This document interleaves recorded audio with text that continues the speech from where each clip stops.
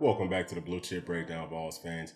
I'm your host, Bull. We're going to be talking about Tennessee's 2024 schedule in this video. Obviously, we are going to have Nico Iamaleava finally leading us, hopefully, to a national championship. And we all know about the 12-team playoff that is happening next year. We've got Oklahoma and Texas coming into the SEC. So a lot of things are going to be shaken up. I just kind of want to do a quick glance and overview because P and I will be going live tonight at 6 o'clock Eastern time, kind of talking more about what this schedule looks like and what the team needs to do in the offseason to improve and try to ensure that we can have a more successful season than we did this year. So let's go ahead and pull that schedule up.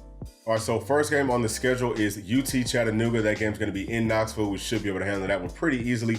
Expect to get some underclassmen and younger guys some playing experience in that one. Then we're going to Charlotte, North Carolina, playing up against NC State. NC State's got a solid football team this season. Not quite sure what they're going to be looking like next year, but expect for that to be another tough game and what is essentially a home game for NC State. And then after that, we've got Kent State. That should be another easy one. Following week after that, we've got Oklahoma in Norman. Now, obviously, that's going to be a game that Josh Heupel has circled on this schedule because he played for Oklahoma, and Oklahoma has a good team. This is their first season in the SEC, and that's going to be a huge matchup, especially if both teams come into it undefeated, and that's what I expect for our Volunteers. I think that just looking at the way that the roster is currently, and I'm not even talking about the guys that are on the fence of coming back or not, I think that we should find ways to win all of those games going into Norman. And if we can win that one, Tennessee is going to, definitely be in that top 12 conversation. Again, 12-team playoff starts. Once we get in, can we stay in? Schedule only gets tougher from there. Let's take a look at the rest of it. All right, and you can see that we go from Oklahoma September the 21st to Florida October the 12th. So there's a couple of weeks, it looks like, in between that. I don't know if we'll have a bye in between those weeks or if we are going to have another game. So let's go ahead and take a look at the rest of the schedule. If you just look down here, right, we've got Arkansas, Georgia, Kentucky, Mississippi State, and Vandy are the games that are left without a date on them. So we could potentially have one of these teams right here, after the game up against Oklahoma and leading up to our game versus Florida in Knoxville. Now, I would definitely like to see us have a game in Knoxville after this one. So out of those choices, we've got Kentucky, Mississippi State, and Vandy. I would like to see Mississippi State right here. I think that that's a game that we should be able to win pretty easily. And if we have to go on the road, of course, I would much rather go down to Arkansas and play up against the Razorbacks than have to go down to Athens and play Georgia, especially that early in the season. And, knowing that we've got Florida coming in town on that following week. And I'm not saying that because I feel like Florida's going to be some great team next season. It sounds like there's already guys that are trying to transfer out, even though their roster is supposed to be younger. It sounds like a lot of the talent on that roster was from, some underclassmen. So they could get better. I think that as long as Billy Napier is coaching for them, we don't have too much to worry about. That game this season was a complete and total fluke. There is something, though, to Tennessee having to go down to the swamp and play. We've got to get better at that. But fortunately, next season, we will not have to do it. Florida's coming to us. I do expect for Tennessee to win that game, and I think that we're going to win it big. I think that that would be a big statement game, especially if you look at the games coming up into that game. If we can win out all of those, and if we can, really blow Florida out, or if we can handle them, we should be looking really good, as far as the playoff picture. But obviously, the season is not over after Florida. We've got Alabama, third Saturday in October coming to Knoxville.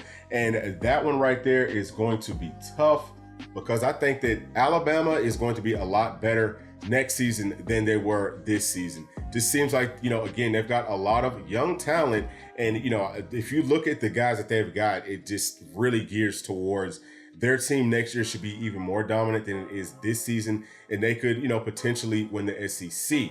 So, that's going to be a very interesting game.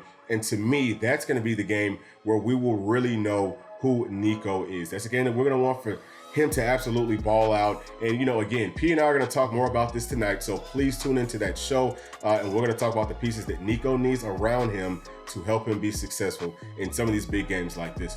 Okay, and so the next game that we do see that has a date on the schedule is UTEP, but that game is all the way in November the 23rd. It's a full month after the Alabama game. So we've got, 4 or 5 games right here that we don't know where these games are going to line up at. So as you can already tell, it's going to be a gauntlet, but what you would want to have is in between Oklahoma and I would say, maybe after Alabama, you would either want to see Arkansas, Kentucky, or Mississippi State.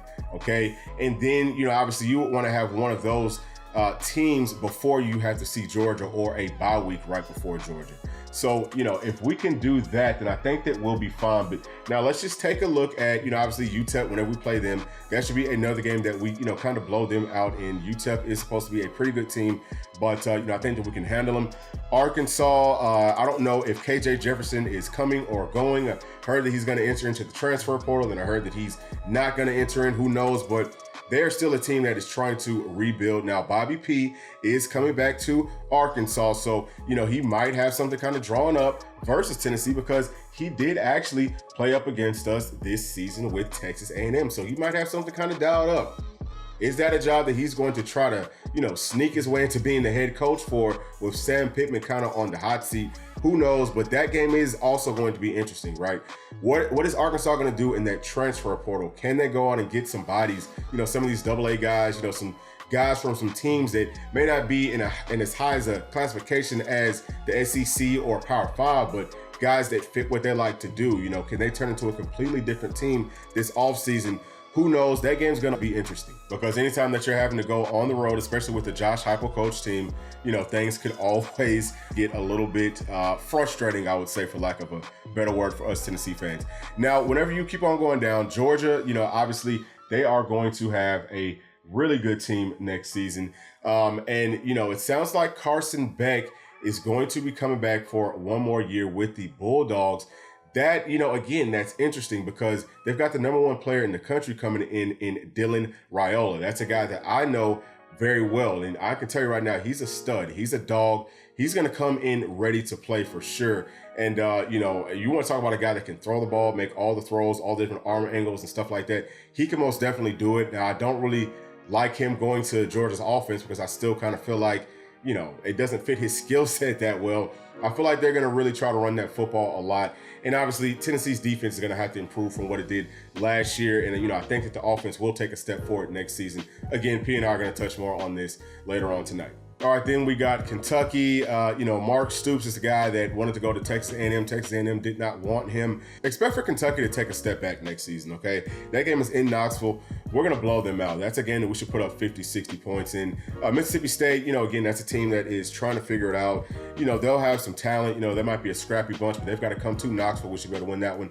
And we always beat Vanderbilt, even though the game is in Vandy. I fully expect for Tennessee to, again, dominate in that game. So, we'll see how everything shakes up next season, but it's definitely going to be a hell of a schedule. And, don't feel bad, Vols fans, because everyone's schedule is looking like this now, right? We've got so many good teams in all these conferences now. I think that this is the way that it should have been for a long time. 12-team playoff, I absolutely love that. I would actually also like to see us potentially maybe add some more games to that playoff system. I think that that could make things very, very interesting. But that's going to be it for this video. Please make sure to like, subscribe, hit that notification bell, and be sure to tune into P&I tonight live on this channel at 6 p.m. Eastern time. We'll be going more in depth with a lot of this stuff that we just talked about today. We'll be looking forward to y'all's questions and, hope that y'all will come join in on the conversation. Thanks. Peace.